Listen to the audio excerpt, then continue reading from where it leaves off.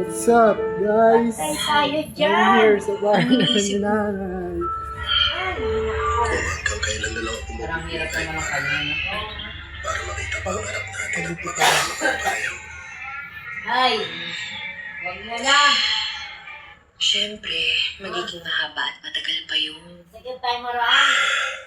Ewan ko, mahal, kasi habang Mahal tumatagal, ko din si Will. Napagaling. Popost ko habang sa mabilis na lumilipas ang mga araw, Ay, nararamdaman ko na pabilis din ang panghihina ng katawan ko.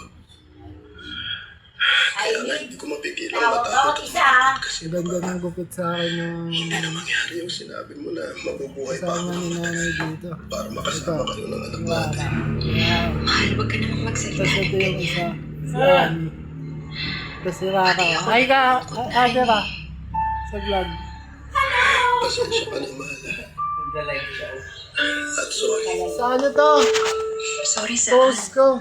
Sa YouTube. kasi naging cargo mo pa ako ngayon. Ay si ano yun.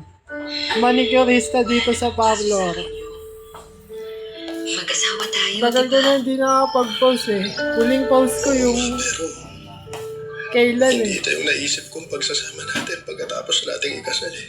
Ito yung Hindi ganito na pinagupit ko. nakaratay Tsaka ako sa higaan pinaayos ko ng isang at gabi. inaalagaan mo. Pinakulay ko.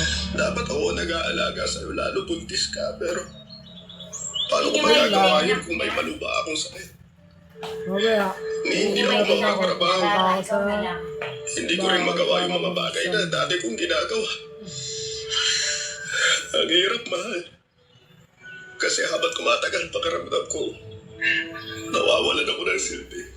Renan, para na ako si huwag mong Duko pa. sabihin yan. Mahal, hindi totoo yan. Siguro, Koreanong minsan, ilaw. hindi lang talaga umaayon sa